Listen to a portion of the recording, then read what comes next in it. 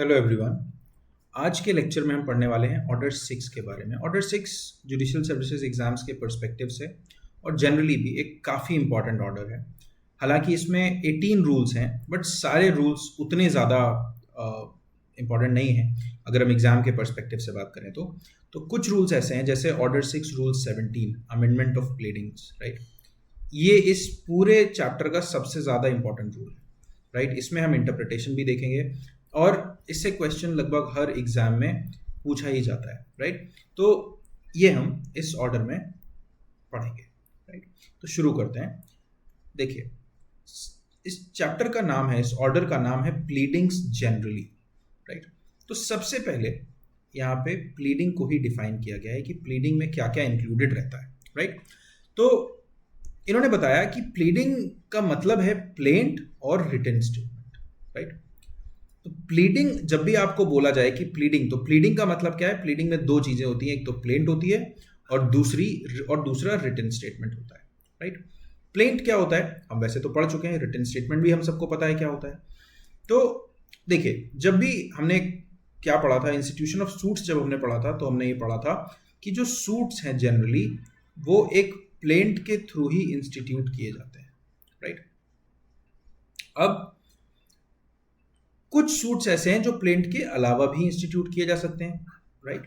Petition पे, application पे, वो हम पढ़ चुके हैं, पर प्लेंट के थ्रू इंस्टीट्यूट किए जाते हैं। अब इसको हम थोड़ा लॉजिकली समझते हैं, इसको हम एक एग्जाम्पल के साथ समझते हैं। मान लेते हैं एक्स कोई इंसान था, राइट। एक्स को उसके घर से डिस्पोसेस कर दिया गया, मतलब उसके घर से बाहर निकाल दिया गया। किसने निकाला? वाई ने निकाला। तो अब ये क्या था? एक्स के फेवर में एक क्या राइज हो गया? कॉज ऑफ एक्शन अराइज हो गया, राइट। क्यों? क्योंकि घर इसका था। लीगल राइट किसका था? एक्स का लीगल राइट था कि वो अपने घर में रहे, पर उसको वाई ने क्या किया? डिस्पोसेस कर दिया। तो जब डिस्पोसेस कर दिया तो एक्स के फेवर में एक कॉज ऑफ एक्शन अराइज हुआ, और क्योंकि ये कॉज ऑफ एक्शन अराइज हुआ तो इस कॉज ऑफ एक्शन के अराइज होने के कारण एक्स क्या करेगा? एक सूट फाइल कर सकता है। अब जब सूट फाइल करेगा तो क्या बोलेगा? सूट में वो रिलीफ मांगेगा। वो रिलीफ ये मांग सकता है कि भाई मुझे मेरे घर का पोसेशन वापस दिलवाया जाए, मैं अपने घर में वापस रहना चाहता हूं, और एक परपेचुअल इंजंक्शन दिया जाए जिससे कि वाई कभी भी मेरा पोसेशन डिस्टर्ब ना करे, वाई मुझे अपने घर में पीसफुली रहने दे। और एक और मांग सकता है कि वाई डिक्लेयर, कि कोर्ट ये डिक्लेयर करे कि एक्स ही राइटफुल ओनर प्रॉपर्टी का है, वाई नहीं है, राइट। उसके अलावा मीन प्रॉफिट्स भी मांग सकता है कि इसने मुझे मेरी प्रॉपर्टी से निकाला, इसकी वजह से मुझे मीन प्रॉफिट्स भी चाहिए, राइट। तो ये सारी चीजें प्लेंट के थ्रू क्या कर सकता है? जो एक्स है, जो प्लेंटिफ है, वो कोर्ट से मांग सकता है, राइट। तो अगर हम एक लाइन में समझना चाहें कि प्लेंट क्या होती है, तो plaint is a statement of civil wrong. Statement of civil wrong. Civil wrong क्या था इस एग्जांपल में? उसको इलीगली डिस्पोसेस कर देना। किसको? एक्स को इलीगली डिस्पोसेस कर देना वाई के थ्रू, राइट। वाई ने एक्स को इस एग्जांपल में इलीगली डिस्पोसेस कर दिया था। तो अब यहां पे ये स्टेटमेंट है सिविल रॉन्ग का, कॉज्ड टू प्लेंटिफ। रॉन्ग किसको कॉज किया गया? प्लेंटिफ एक्स को कॉज किया गया। तो जो रॉन्ग कॉज किया गया प्लेंटिफ को, उसका स्टेटमेंट है on which assistance of the court is sought, right. जिसमें कि कोर्ट की मदद मांगी जा रही है, कोर्ट से रिलीफ मांगने के लिए एक स्टेटमेंट जो कोर्ट में सबमिट किया जा रहा है। तो एक लाइन में हम इस प्लेंट को इस तरीके से समझ सकते हैं, राइट। अब रिटन स्टेटमेंट। रिटन स्टेटमेंट क्या होता है? जब भी, अब मान लीजिए एक्स ने जो प्लेंट फाइल किया, एक्स के प्लेंट का जवाब वाई तो देगा, जो वाई रिप्लाई देगा वो रिप्लाई किसके थ्रू देगा? रिटन स्टेटमेंट के थ्रू देगा। तो written statement is reply of plaint, right. बस एक और चीज होती है कि जो रिटन स्टेटमेंट होता है, रिटन स्टेटमेंट में जो डिफेंडेंट है वो काउंटर क्लेम कर सकता है, राइट। काउंटर क्लेम का मतलब मैं आपको जब ऑर्डर 8 पढ़ाऊंगा, रिटन स्टेटमेंट पढ़ाऊंगा, उसमें मैं डिटेल में आपको काउंटर क्लेम पढ़ाऊंगा। अभी मैं बहुत ज्यादा इसमें डिटेल में नहीं जाऊंगा, राइट। तो आप ये समझिए कि काउंटर क्लेम एक तरह का सूट ही होता है, राइट। कि एक्स ने वाई के अगेंस्ट कुछ एलिगेशंस लगाए, वाई ने अपने आप को डिफेंड किया, साथ ही साथ कुछ एलिगेशंस उसने एक्स के अगेंस्ट लगा दिए अपने रिटन स्टेटमेंट में, राइट। तो एक तरीके से क्या हुआ? काउंटर क्लेम एक, राइट। काउंटर क्लेम क्या हो गया? काउंटर क्लेम एक तरीके से एक्स के अगेंस्ट सूट हो गया। तो इसका रिप्लाई, जो काउंटर क्लेम का रिप्लाई होता है, वो कौन फाइल करता है? प्लेंटिफ फाइल करता है, और उसको हम बोलते हैं रिटन स्टेटमेंट, राइट। अभी इस चीज से आपको बहुत ज्यादा इस चीज के से आपको घबराने की जरूरत नहीं है और टेंशन में जाने की जरूरत नहीं है। काउंटर क्लेम में ऑर्डर 8 में आपको डिटेल में बताऊंगा, राइट। अभी केवल बस आप इतना समझो कि रिटन स्टेटमेंट क्या होता है। रिटन स्टेटमेंट रिप्लाई होता है प्लेंट का, साथ ही साथ काउंटर क्लेम के रिप्लाई को भी रिटन स्टेटमेंट कहा जाता है, right.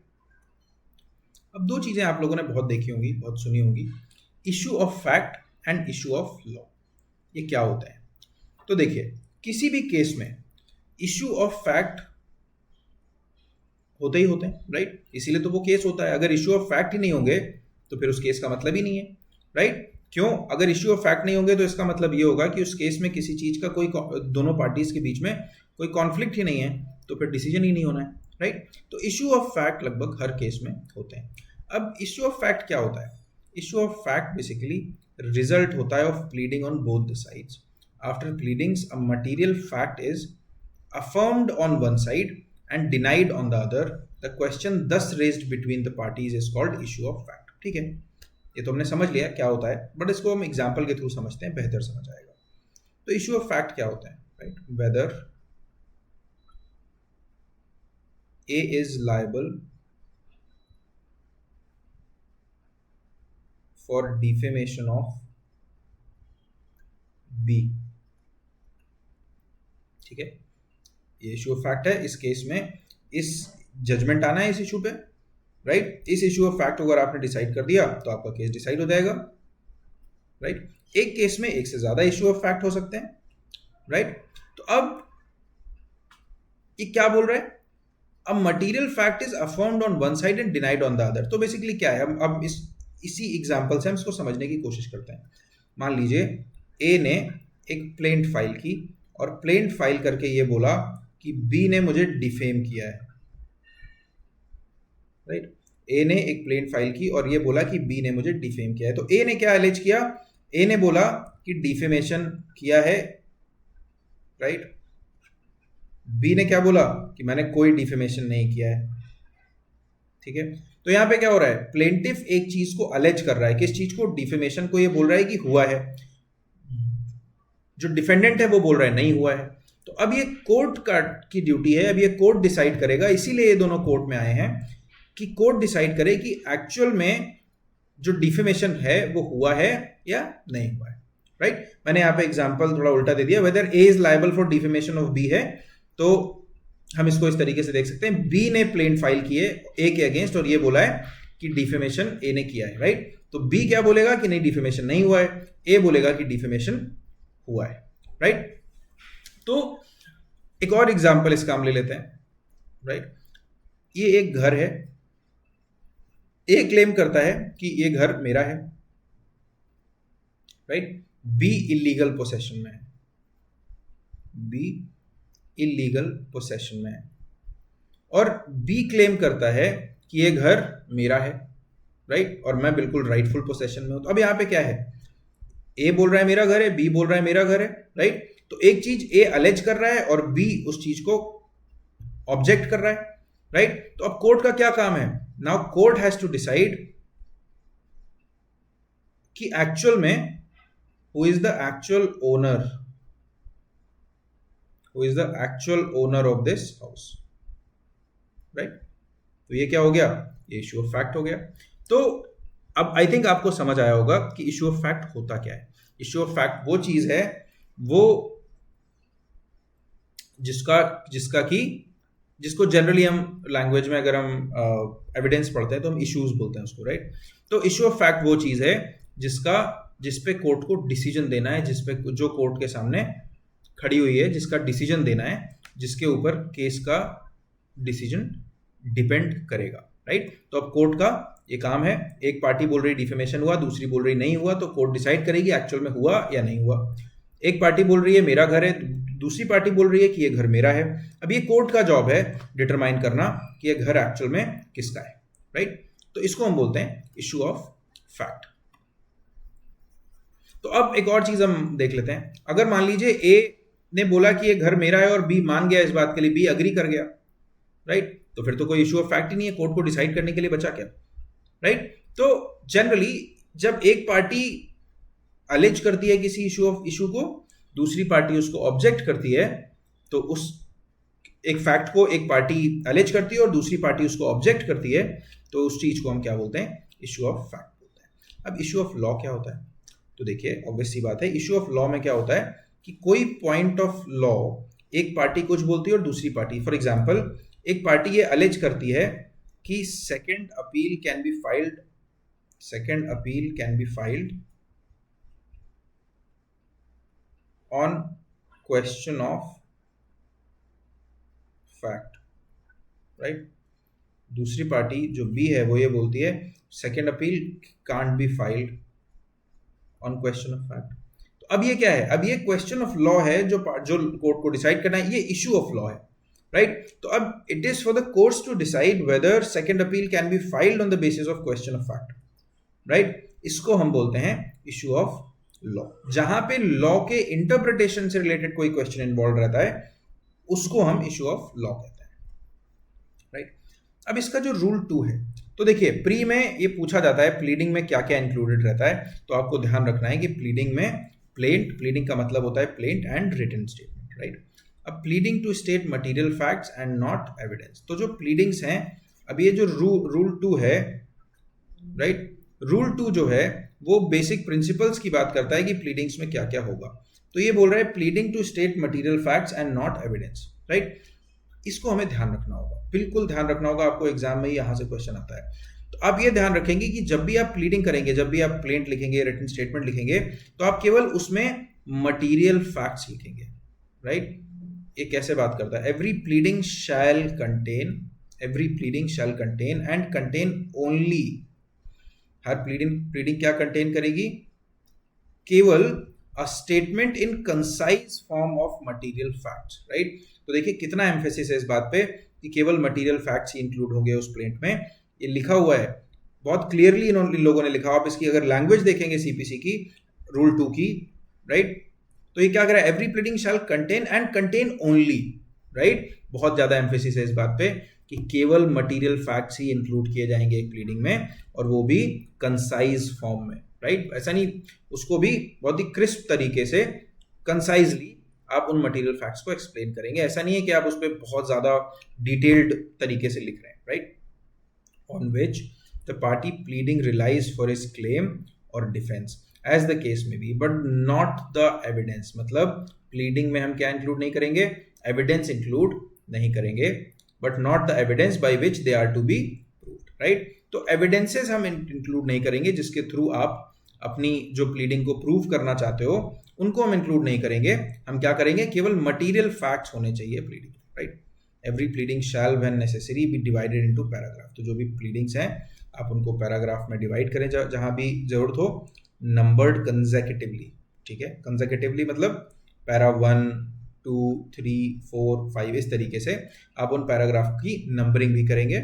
Each allegation being so far as is convenient contained in a separate paragraph, तो अगर जो अलग अलग एलिगेशंस अगर आप किसी के अगेंस्ट लगा रहे हैं तो वो एलिगेशंस क्या होना चाहिए, ये डिजायरेबल है कि वो सेपरेट पैराग्राफ्स में हो, अलग अलग पैराग्राफ्स में हो, right. Dates, sums and numbers shall be expressed in a pleading in figures as well as in words, तो जो डेट्स हैं, सम्स हैं, राइट, नंबर्स हैं, तो इस तरह की जो चीजें हैं आप उनको फिगर्स में तो बताएंगे ही, राइट। जैसे 28 नवंबर आप ये तो बताएंगे ही, राइट। 28 फॉर एग्जांपल इसको अगर हम इस तरीके से लें तो मान लीजिए आप ये बोल रहे हैं कि 10 लाख, राइट। तो आप ये तो बताएंगे ही, साथ ही साथ आप क्या करेंगे, वर्ड्स में भी लिखेंगे 10 लाख, राइट, ताकि कहीं कोई कंफ्यूजन ना रह जाए और ये बिल्कुल क्लियर हो कि आप क्या कहना चाह रहे हैं, राइट। अब object and purpose of pleadings, object and purpose, अब क्या ऑब्जेक्ट क्या होता है प्लीडिंग का, राइट, ये हम समझते हैं। ऑनरेबल सुप्रीम कोर्ट ने वीके रानावत वर्सेस विनायक जोशी में 1999 में कुछ ऑब्जर्वेशंस दी जिसके तहत सुप्रीम कोर्ट ने बताया कि ऑब्जेक्ट क्या होता है प्लीडिंग्स, राइट। प्लीडिंग का ऑब्जेक्ट होता है to ascertain the real dispute between parties and to narrow down the area of conflict, कि जो भी रियल डिस्प्यूट है पार्टीज के बीच में उसको एसरटेन करना कि एक्चुअल में डिस्प्यूट किस बात का है, राइट। तो अगर हमने जैसे जो ऊपर एग्जांपल दिए कि ए बोल रहा है कि ये मेरा घर है, बी बोल रहा है कि ये मेरा घर है, तो इसके अराउंड बहुत सारी बातें होंगी, ए ने बी की पिटाई की होगी, बी ने ए को कुछ बोला होगा, इन दोनों ने एक दूसरे के अगेंस्ट ए ने बी के घर में पानी छोड़ दिया होगा, बहुत सारी चीजें, ए ने बी के घर की इलेक्ट्रिसिटी कट कर दी होगी, all these things are there, but out of all those things just to determine what is the real question in dispute, right, ताकि कोर्ट उस क्वेश्चन पे फोकस करके उसका डिसीजन दे पाए, राइट। ये करने के लिए प्लीडिंग्स बहुत इंपॉर्टेंट है, राइट, कि क्या रियल डिस्प्यूट क्या है पार्टीज के बीच में, ठीक है, ताकि जो कॉन्फ्लिक्ट का एरिया है उसको नैरो डाउन किया जा सके और उस पर इफेक्टिवली डिसीजन दिया जा सके, right. Then to make each side aware of the questions to be argued so that parties are not taken by the surprise and there is no miscarriage of justice, right. ताकि pleadings इसलिए होती हैं ताकि दोनों sides को पता हो, plaintiff जो प्लेंट फाइल करता है वो इसलिए ताकि जो डिफेंडेंट है उसको पता हो कि उसके अगेंस्ट क्या एलिगेशंस लगाए गए हैं, क्या चीज़ें हैं जो उसके अगेंस्ट प्लेंटिफ क्लेम कर रहा है, राइट। और रिटन स्टेटमेंट इसलिए फाइल किया जाता है ताकि प्लेंटिफ को पता हो कि डिफेंडेंट क्या जवाब दे रहा है उस चीज़ का, राइट, ताकि ऐसा ना हो कि जब भी वो दोनों पार्टीज अपनी बात रखें तो सामने वाली पार्टी बिल्कुल सरप्राइज हो जाए, राइट, ताकि मिसकैरेज ऑफ जस्टिस ना हो। इसलिए दोनों जो पार्टीज हैं वो अपनी प्लीडिंग्स प्रेजेंट करती हैं ताकि दोनों पार्टीज को पता हो कि उन दोनों का केस एक्चुअल में क्या है, right, to minimise expenses and delay, ठीक है। एक्सपेंसेस एंड डिले कैसे मिनिमाइज होगा? ऑब्वियसली जब आपका एरिया ऑफ कॉन्फ्लिक्ट रिड्यूस हो जाएगा, ठीक है, जब आपका एरिया ऑफ कॉन्फ्लिक्ट रिड्यूस हो जाएगा, जब आप रियल क्वेश्चन जो है, रियल डिस्प्यूट जो है, अगर आप वो डिटरमाइन कर लोगे तो उस केस में क्या होगा? ऑब्वियसली आपका जो एक्सपेंस जो है वो क्या होगा? वो रिड्यूस हो जाएगा, राइट। फिर to narrow down dispute between plaintiff and defendant to definite issues, कि जो भी डिस्प्यूट है, हम देख ही चुके हैं ये कि प्लेंटिफ और डिफेंडेंट के बीच में एक्चुअल में क्या प्रॉब्लम है, एक्चुअल में क्या डिस्प्यूट है, उसको डेफिनेट इश्यूज में नैरो डाउन कर देना, ये होता है प्लीडिंग्स का purpose. Now principles of pleading, तो ऑब्वियसली हमने देखा कि ऑर्डर 6 रूल 2 क्लियरली बोलता है कि प्लीडिंग जो है, प्लीडिंग फैक्ट्स बताएगी, लॉ नहीं बताएगी, राइट। प्लीडिंग्स में हम लॉ नहीं लिखते, आप ऐसा नहीं कर सकते कि आप प्लीडिंग्स में जजमेंट्स रेफर कर रहे हैं, राइट। अब ये सब लिखेंगे, आप तो केवल अपने फैक्ट्स बताएंगे कि भाई क्या बात हुई थी, right. Pleading must state material facts and material facts only, और फैक्ट्स में भी कौन से फैक्ट्स? केवल मटेरियल फैक्ट्स, राइट। अब हमारे बीच में कई बार हमने जो डिस्कशन किया अभी, उसमें मटेरियल फैक्ट्स वर्ड का जिक्र बहुत बार हो गया, राइट। तो आपके दिमाग में भी आ रहा होगा कि भाई मटेरियल फैक्ट्स होते क्या हैं, राइट। तो इसको हम इस जजमेंट के थ्रू समझने की कोशिश करते हैं। रामचंद्र वर्सेस जानकी रमन में सुप्रीम कोर्ट ने बताया कि material facts are primary and basic facts, they must be pleaded, मतलब ऐसे फैक्ट्स जो इतने इंपॉर्टेंट हैं कि अगर वो प्लीड नहीं किया जाएगा तो फिर क्या होगा? सूट डिसमिस हो जाएगा और इफ जजमेंट ही उस केस में फिर प्रॉपर्ली डिलीवर नहीं हो पाएगा। वो इतने इंपॉर्टेंट जो फैक्ट्स हैं उनको हम मटेरियल फैक्ट्स करेंगे। मटेरियल फैक्ट्स, कौन सा फैक्ट मटेरियल फैक्ट है? ये बेसिकली क्या है? क्वेश्चन ऑफ फैक्ट है कि किसी भी केस में कौन से फैक्ट्स वो फैक्ट्स हैं जो मटेरियल फैक्ट्स की कैटेगरी में आएंगे। ये भी ये क्या है? एक क्वेश्चन ऑफ फैक्ट। ये हर केस टू केस डिपेंड करेगा कि कौन से केस में क्या मटेरियल फैक्ट्स, राइट। ऐसा नहीं हो सकता कि आप बोल दो कि नहीं मटेरियल फैक्ट, एक मटेरियल फैक्ट आप बोल दो कि ये मटेरियल फैक्ट है और वो पूरे केसेस में वो अप्लाई होगा, ऐसा नहीं होगा। केस टू केस बेसिस पे मटेरियल फैक्ट डिफर करेंगे। ऑब्वियसली डिफेमेशन के केस में है ना, मटेरियल फैक्ट्स क्या हो सकता है कि भाई एक डिफेमेटरी लेटर लिखा गया, ठीक है, फिर वो लेटर पब्लिश हुआ, ठीक है। अब अगर फ्रॉड का केस होगा तो फ्रॉड के केस में मटेरियल फैक्ट्स अलग होंगे कि भाई एक इंसान ने डिसऑनेस्टली सामने वाली पार्टी को इंड्यूस किया, राइट, किसी उस चीज में बिलीव करने के लिए जो एक्चुअल में सच नहीं थी। तो डिफेमेशन के केस में मटेरियल फैक्ट्स अलग होंगे, फ्रॉड के केस में मटेरियल फैक्ट्स अलग होंगे। तो obviously material facts, all material facts must be pleaded in the interest of natural justice.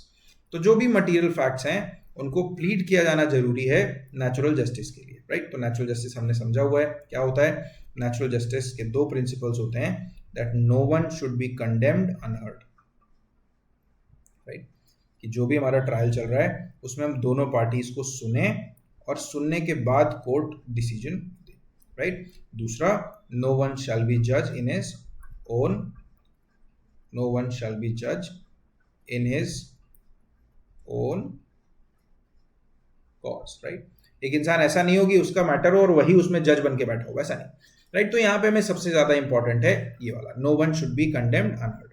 तो सारे मटेरियल फैक्ट्स आपको कोर्ट को बताने चाहिए ताकि सामने वाली पार्टी अवेयर हो कि भाई जो प्लेंटिफ है या जो डिफेंडेंट है एक दूसरे के अगेंस्ट वो क्या अलेज कर रहे हैं, राइट। प्लेंटिफ को पता हो कि डिफेंडेंट क्या बोल रहा है और डिफेंडेंट को पता हो कि प्लेंटिफ मेरे अगेंस्ट क्या एलिगेशंस लगा रहा है या क्या रिलीफ है जो वो मांग रहा है, right. If a material fact is not mentioned, the party cannot be allowed to give evidence on that fact later, right?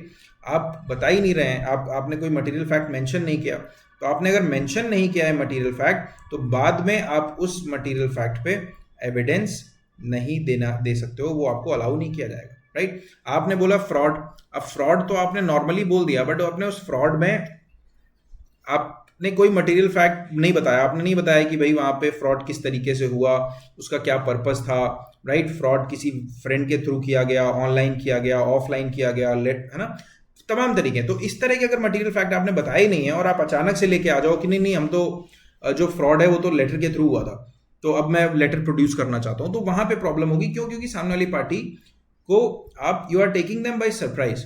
तो इसलिए जरूरी ये है कि मटेरियल फैक्ट्स को आप प्लीडिंग्स में प्लीड कर दो, बता दो, ताकि बाद में आप उन पे ऑब्वियसली एविडेंस दे सको। अब हम कुछ एग्जांपल्स देखते हैं मटेरियल फैक्ट्स के। तो अगर कोई सूट मान लीजिए टाइटल पे बेस्ड है, टाइटल पे बेस्ड क्या है कि भाई ये घर किसका है, ए का है, बी का है। तो अब इस केस में क्या डिसाइड होना है, टाइटल डिसाइड होना है। तो जो टाइटल है ये क्या है, एक मटेरियल फैक्ट है, आपको इसको मेंशन करना पड़ेगा। फिर when a suit is filed for fraud, details regarding time, place, date of fraud are material facts।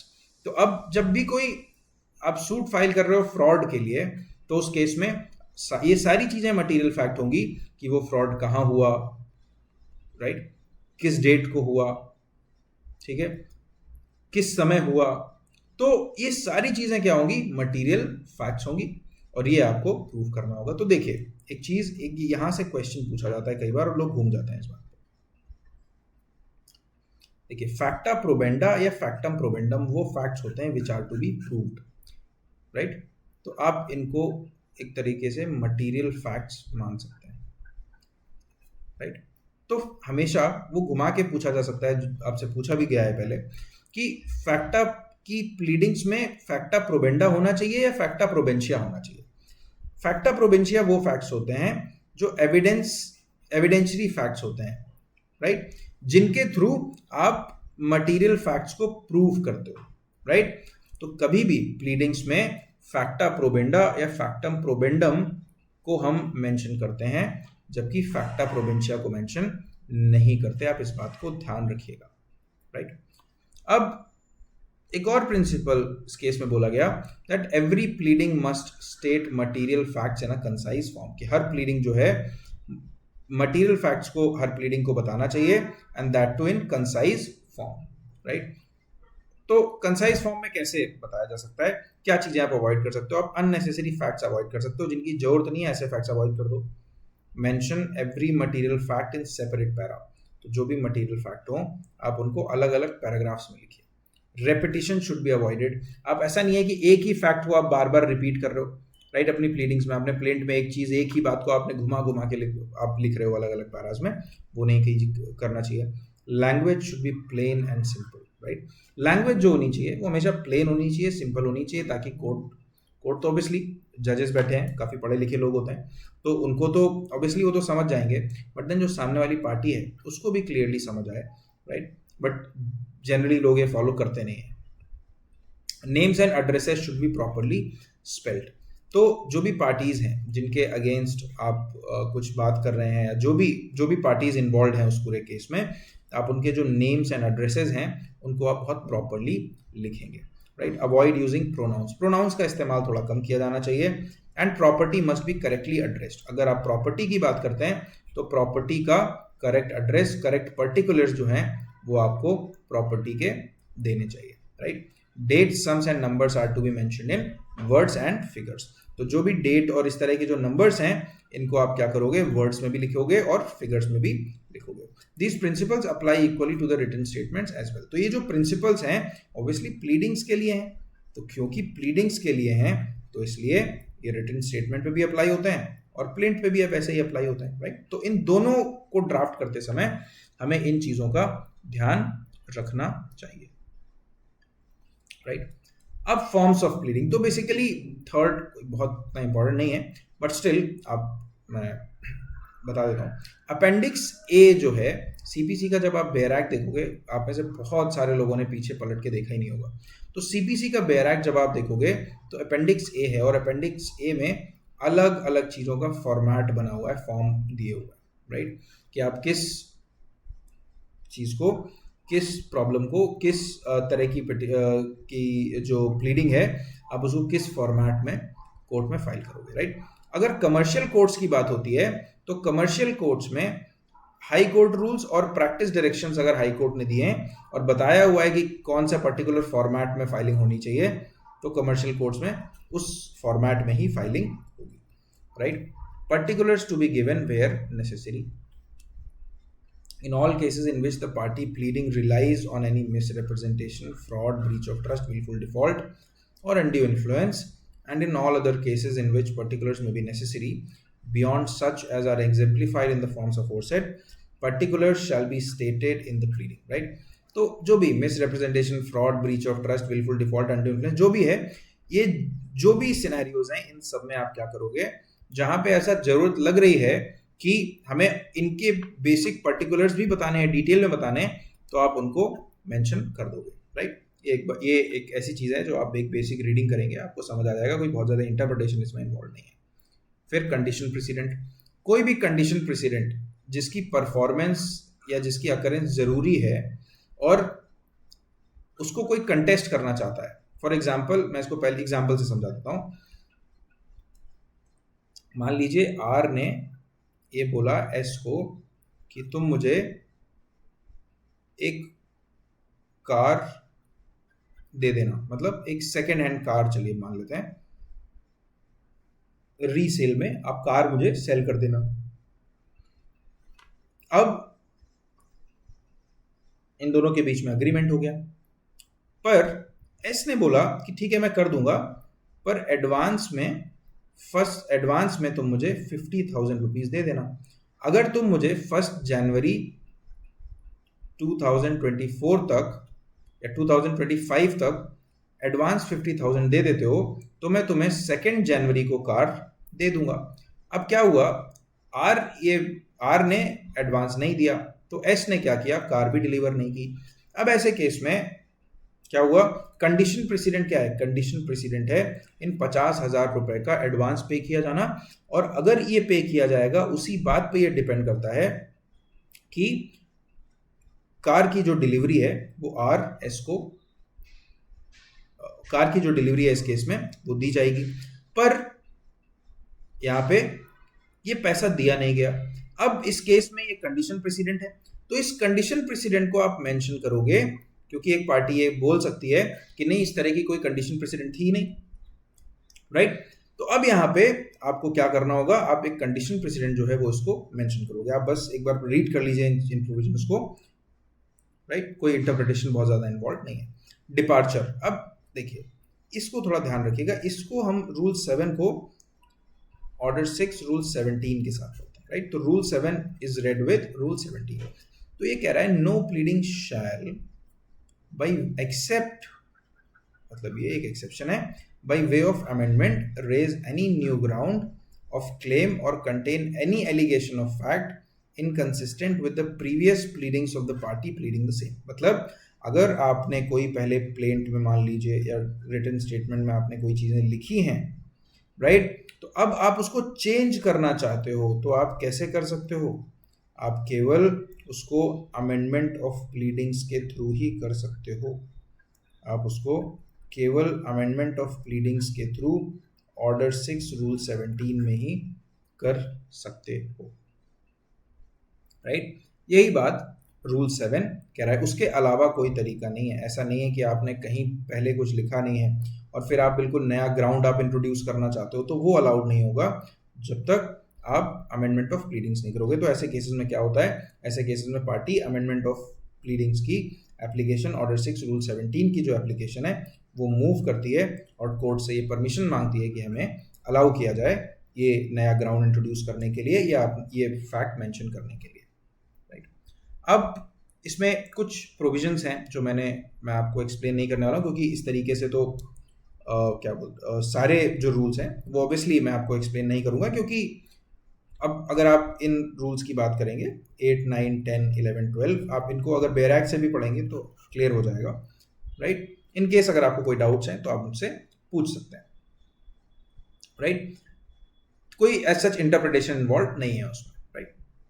अब प्रिजम्पशन ऑफ लॉ बेसिकली इसको आप केवल इतना समझ लीजिए कि अगर कोई प्रिजम्पशन ऑफ लॉ क्या होता है, जैसे 113B एविडेंस एक्ट में प्रिजम्पशन दिया हुआ है जहां पे कोर्ट के लिए मैंडेटरी है मानना कि अगर किसी स्पेसिफिक सर्कमस्टांसेस जो वहां पे मेंशन है उनमें डेथ हुई है एक महिला की, तो वो डाउरी डेथ है, राइट। फिर अगर हम सेक्शन 14 CPC देखेंगे तो ये बोलता है कि जो फॉरेन कोर्ट है जिसके जजमेंट की सर्टिफाइड कॉपी प्रेजेंट की जा रही है इंडियन कोर्ट में, तो कोर्ट लॉ ये मानेगा कि वो जो फॉरेन कोर्ट है किस तरह का कोर्ट है, कॉम्पिटेंट है, उसके पास जुरिस्डिक्शन है केस को डिसाइड करने का, राइट।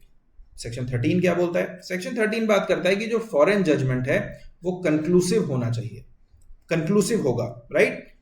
हम क्या मानेंगे, फॉरेन जजमेंट को कंक्लूसिव मानेंगे अनलेस वो जो सेक्शन 13 में कुछ कंडीशंस दी गई हैं उन कंडीशंस में फॉल नहीं करता हो। मतलब अगर वो कंडीशंस में से कोई एक कंडीशन सेटिस्फाई हो रही है तो वो कंक्लूसिव नहीं होगा, अदरवाइज प्रिजम्पशन ऑफ लॉ क्या होगा कि वो कंक्लूसिव कि वो जो जजमेंट है वो कंक्लूसिव है, राइट। इसका मतलब क्या है कि अगर अब इस कहना क्या चाहता है, इसका मतलब क्या है बेसिकली प्लीडिंग में, तो मतलब ये है कि जब भी मान लीजिए कि जो एक्स है वो उसको वाई के अगेंस्ट एक जजमेंट उसने कोर्ट में यूएस में उसको मिल गया, राइट। लेट्स से डिवोर्स का जजमेंट यूएस में उसके फेवर में आ गया। अब वो वाई के अगेंस्ट, अब वो वाई से ऑब्वियसली डिवोर्स उसने ले लिया है, अब वो इंडियन कोर्ट में ये जजमेंट फाइल करता है। जब इंडियन कोर्ट में ये जजमेंट फाइल होगा तो बेसिकली एक प्लेंट के थ्रू फाइल होगा, राइट। इंडियन कोर्ट में जब वो फाइल करेगा तो उसको ये प्रूफ नहीं करना है कि ये जजमेंट वैलिड है, वो केवल ये मेंशन करेगा कि भाई ये जो जजमेंट है फॉरेन कोर्ट ने इस पे हमें अवॉर्ड किया, दैट्स इट। अब अगर सामने वाला जो वाई है इस केस में वो कंटेस्ट कर देता है इस बात को, ये जो जजमेंट है ये जजमेंट कंक्लूसिव नहीं है, only then will it be mandatory for X to mention and substantiate कि ये जो केस है, ये जो जजमेंट है ये वैलिड है, राइट। क्यों? क्योंकि यहाँ पे प्रिजम्पशन ऑफ लॉ के केस में जो प्लीडिंग्स हैं आपको वो केवल मेंशन करना होता है, आपको अलग से आपको कुछ प्रूव नहीं करना होता है, आपको राइट आपको ये वहां पे सब्सटैंशिएट नहीं करना होता है, वो लॉ अपने आप अज्यूम कर लेता है, राइट। अब प्लीडिंग टू बी साइंड, तो ये थोड़ा सा इंपॉर्टेंट है, आप इसको देखिए। ये पूछा गया है एग्जाम्स में कि प्लीडिंग जो है उसको आप साइन करेंगे, हर प्लीडिंग जो है it will be signed by the party, जो पार्टीज हैं वो साइन करेंगे एंड हिज प्लीडर, राइट। अगर प्लीडर है, पार्टी ने कोई प्लीडर एंगेज किया है तो वो प्लीडर भी उसको साइन करेगा, राइट। कहीं पे अगर जो पार्टी है जो पार्टी है प्लेंटिफ या डिफेंडेंट, अगर वो या तो एब्सेंट है किसी ऐसी वजह से, जैसे मान लेते हैं कोई मेंटली कोई उसको ऐसी प्रॉब्लम है वो ट्रीटमेंट के लिए अब्रॉड गया हुआ है, राइट, या और कोई ऐसा उसको डिफिकल्टी है, घर में कोई फैमिली इमरजेंसी थी जिस वजह से वो साइन नहीं कर पाया, राइट। तो अगर ऐसी किसी वजह से, राइट, बट वो जो कॉज है, वो जो रीजन है वो क्या होना चाहिए, लॉजिकल होना चाहिए। If he is unable to sign the pleading, अगर वो प्लीडिंग साइन नहीं कर पा रहा है तो वो क्या, कौन साइन करेगा? It may be signed by any person duly authorise. तो वो किसी भी इंसान को, तो प्लेंटिफ या डिफेंडेंट क्या कर सकते हैं? किसी और इंसान को ऑथराइज कर सकते हैं, किसी और इंसान को ऑथराइज कर सकते हैं उसके बिहाफ पे प्लीडिंग को साइन करने के लिए, राइट? अब आपको ये ध्यान रखना है, ये क्वेश्चन पूछा गया है कि जो प्लीडिंग है वो कौन साइन करता है? पार्टी साइन करती है एंड प्लीडर्स है, और नहीं है, एंड है, दोनों साइन करते हैं। और इन केस अगर पार्टी साइन नहीं कर पा रही है, पार्टी मतलब प्लेंटिफ या डिफेंडेंट, अगर ये साइन नहीं कर पा रहे हैं तो ऐसे केसेस में कोई पर्सन जिसको पार्टी ऑथराइज करती है, जिसको प्लेंटिफ या डिफेंडेंट ऑथराइज करते हैं, वो साइन करेंगे प्लीडिंग, राइट? तो आज के लेक्चर में, इस लेक्चर में इतना ही। इसके आगे हम कुछ बहुत इंपॉर्टेंट रूल हैं, खासतौर पे order 6 rule 15, order 6 rule 16 and order 6 rule 17 जो सबसे इंपॉर्टेंट है, उसको हम नेक्स्ट लेक्चर में कवर करेंगे। Thank you.